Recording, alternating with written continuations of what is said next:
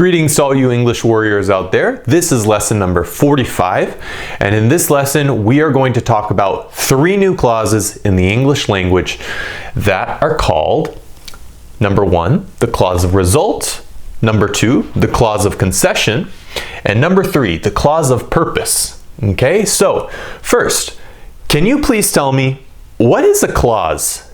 Do you know? What is a clause? Well, a clause is the basic building block of a sentence which has to contain a subject and a verb. Okay, so a clause must contain 2 things, a subject and a verb. Don't forget. Now, a clause can function as a simple sentence, or it may be joined to other clauses so as to form more complex sentences. Okay, and in this lesson, you're going to learn how to form your own complex sentences. Okay. Now, let's go ahead and dive right in. We're going to look at the clause of result first. We use the clause of result to express the result of an action or a conclusion. So we have a formula right here, and let's take a look at the formula and make a sentence. This first formula for the clause of result is using the word so plus an adjective or an adverb, okay, plus the word that.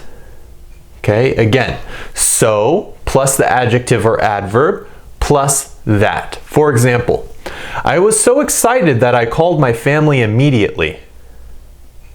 I was so excited. Excited is when you are so happy about something. You feel good about something. You cannot wait. You're woohoo, you are excited. Okay, so I was so excited that I called my family immediately. Immediately means right now. And I see that we have a mistake right here for immediately. We actually, when we spell immediately, we need an E right here. Okay, M-I-M-M-E-D-I-A-T-E-L-Y. Okay, sorry guys. Immediately. Let me see if I can fix that with a blue pen. Immediately. Okay? Right. I was so excited that I called my family immediately. Okay? Right now. Now, notice that we have the word here, that. Okay? That's because we use it here, but oftentimes you don't have to use that. So you could say, I was so excited I called my family immediately when you're talking to people in a more informal setting. Okay? Because oftentimes English speakers, we take away that, okay, in our sentence. I was so excited that I called my family immediately. Okay? Now, we also have a second form, and for that form we use the word such plus a or an plus an adjective plus a noun, plus that. Okay? So you can see here that sometimes the adjective is also like that. It's optional. You can use it if you want to. All right, so let's take a look at the example. It was such a windy day that they decided to fly kites. Okay, it was such a windy day that they decided to fly kites. And windy day, that's, you know, oftentimes when in the atmosphere there is low pressure or there is high pressure, it oftentimes causes wind. You also get wind when it's raining or when there's a storm or when it's snowing. Wind is just the air that blows. It goes fast, like whoosh, okay? So that we call wind. And when we want to talk about a day and describe the day, which is in this case the noun, we say windy day. Okay? It was such a windy day that they decided to fly kites. Kites are those things up in the air, and kites, you know, kites look like, you know, you have a little string attached and it looks kind of like this, and they fly up in the air. Okay? That's a kite, to fly kites. All right? Decide means to make a choice. They decided to fly kites. They made the choice to fly kites. All right? So, also, you don't have to say that. You can say, it was such a windy day, they decided to fly kites. Remember that in English, we often omit the word that. Okay? Meaning we omit it. We take it away. We don't use it. okay, while we say our clause. Like, it was such a windy day that they decided to fly kites. It was such a windy day, they decided to fly kites. I was so excited that I called my family immediately. I was so excited I called my family immediately. Okay? All right, so that's clause of result, guys. Now that we've learned our first clause, let's move on to the second clause, the clause of concession. Okay, the clause of concession. Now we use the clause of concession to express contrast or opposition to the main clause of a sentence. Let's look at a few examples. So first, we're going to have to use the formula here in red, and we use although or even though. You decide, okay, you choose which one you want, plus the subject plus a verb. Okay, so although or even though plus subject plus verb. For example, although she knew the answer to the teacher's question, she was too shy to raise her hands, or to raise her hand. Shy means like you're timid, okay? You don't have enough courage to raise your hand, okay? That's to raise your hand. Teacher, teacher, call on me? Nah, if you're shy, you don't really do that. You're more scared. You don't want to look people directly in the eye. You're shy, okay? So let's read this one again. Although she knew the answer to the teacher's question, she was too shy to raise her hand, okay? Or you could say, even though she knew the answer to the teacher's question, she was too shy to raise her hand, okay? You can also say it backwards, okay? By placing these words here in the middle of the sentence. For example, she was too shy to raise her hand even though she knew the answer to the teacher's question. So in this case, we have even though in the middle. Okay, even though goes in the middle. In this case right here, even though and although go in the beginning. Okay, so beginning, middle. All right, so she was too shy to raise her hand even though she knew the answer to the teacher's question.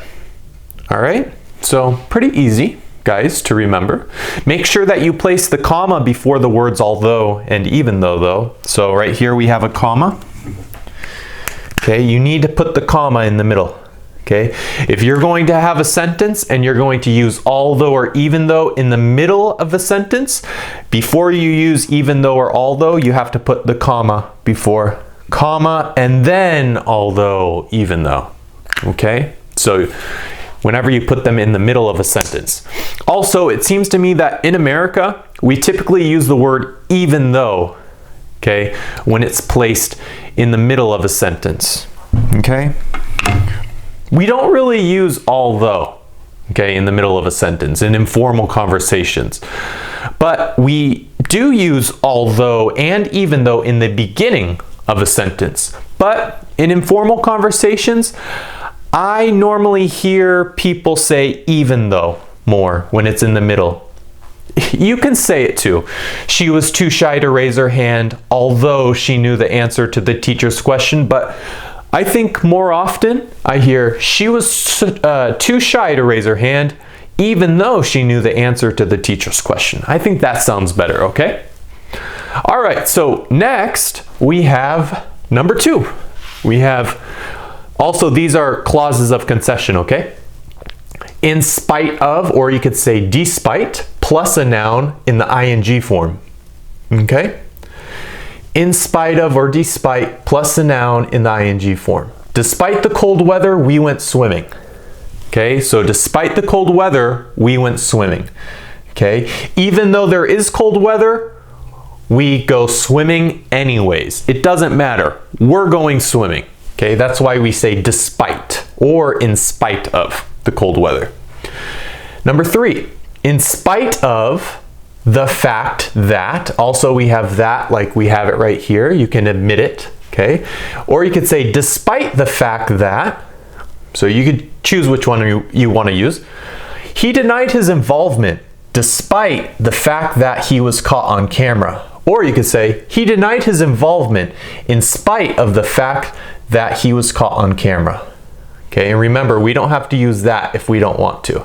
Okay, you could say, he denied his involvement despite the fact he was caught on camera. He denied his involvement in spite of the fact he was caught on camera. Okay, so even though he was on camera, he still denied his involvement. Okay, even though he's on camera, he still denied his involvement, even though everybody knows it was him. So despite the fact, in spite of the fact. All right, so okay guys, now that we've learned the clause of result and the clause of concession, let's learn the clause of purpose. Okay, the clause of purpose we say in English. Now, the clause of purpose is used to show the purpose of an action. Okay, now when we use the clause of purpose, the first form is to use so as to. Okay, and if we have not right here, it's negative. So as not to, in its negative form. Or you could say in order to, but in its negative form you say in order not to. Okay, so for example, he drove fast so as to get to work on time. Okay, or you could say he drove, right, drove his car fast in order to get to work on time. Okay, or you could say he drove, then we'll say slow, okay, in order not to crash. Okay, or you could say he drove slow so as not to crash or have a collision. Okay, so that's our first form. Let's go ahead and look at the second one. So that plus, then we have three words here, can, may, and will. So that can, so that may, so that will. You should go see the doctor so that he can tell you what is wrong. Okay, so you should, remember we use should for advice, like you should go do that. You should think about doing that. Okay, I recommend you do this. You should go see the doctor so that he can tell you what is wrong. Okay, now if, for example, you don't want to use the word can, you don't have to use can. You can also say will, right? You could use will. You should go see the doctor so that, here we'll put it right here, he'll. Okay, remember? Will, we could put it right here. So that he'll, and then we'll get rid of can, tell you what is wrong. Okay, you should go see the doctor so that he'll tell you what is wrong. Okay? Now we have number 3 for a clause of purpose. So that plus could, might, or would. Okay, so in this one we're talking about a general fact, okay, or a general observation. Here we're talking about something that's happening like in the future, okay, in the future. And here we're talking about something that happened in the past, okay? So that could, might, and would. They signed up for karate classes so that they could learn how to defend themselves. Okay, we're using could here. Or you could say they signed up for karate classes so they, you could say would, okay, so that they would, whoops. I don't have a lot of ink in my pen, guys. So that they would learn how to defend themselves. Okay, so you could say could or would. Also, you could use might. Okay, you could say might as well. They signed up for karate classes so they might. Okay, might. There we go. Now I have lots of blue ink. So they might learn how to defend themselves. Remember, when we use might, it's more like you're not sure. We're talking about a possibility, uncertainty, maybe a little doubt. Okay, they might. I'm not sure. Are they going to learn karate? Okay, they signed up for karate classes so they might learn how to defend themselves, so they could learn how to defend themselves, or so that they would learn how to defend themselves. Okay, guys? So I think that's it for what we have today, the clause of result, the clause of concession, and the clause of purpose. All right? So that's it for this lesson of clauses. Great job, everyone. We're almost to the end of the series on English grammar. So I hope you learned a lot. You're doing very well if you've gotten to this point. If you've enjoyed this lesson or any one of these lessons that I've made, make sure to hit the like and subscribe button, please. That will help me out quite a bit. And thank you as always for watching, and I can't wait to see you next time. Bye.